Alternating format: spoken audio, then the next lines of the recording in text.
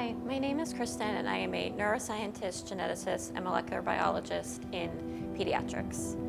I grew up going to church, but as a middle schooler, I couldn't quite fit the prescribed boxes that my church had laid out for membership into God's family.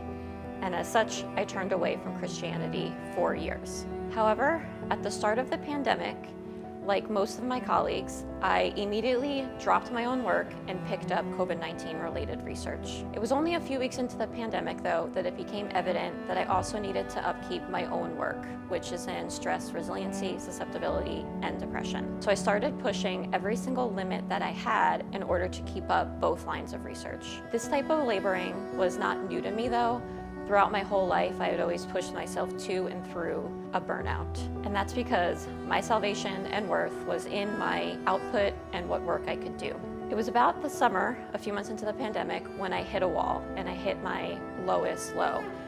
I was going through extreme burnout, like most of my colleagues were, but I did see that there were some that held themselves differently and they went through with a different strength. And this was really eye-opening to me, and this is when I could first really see Jesus' pursuit of my heart. I was able to really see that I was in a pit, but I could start to see some light coming through at the top.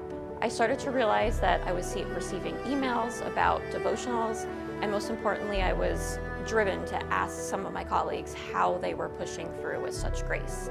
And this is when I heard the gospel for the very first time, and it was way simpler than I ever thought that it could be. So I decided to look for a church community because I was scared and a little bit hesitant about starting this journey. And this is when I came across the journey. What brought me here was that the gospel was really made accessible through every single effort. I joined some growth groups and they immediately changed my life.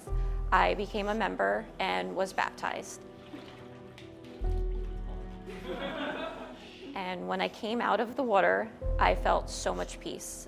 That was the first time in my life that I felt accepted for who I was, not for what I could do or how much work I could do. So I started to learn to build a foundation, build my life's foundations on God's promises. I started to learn that God not only loves me, but He likes me.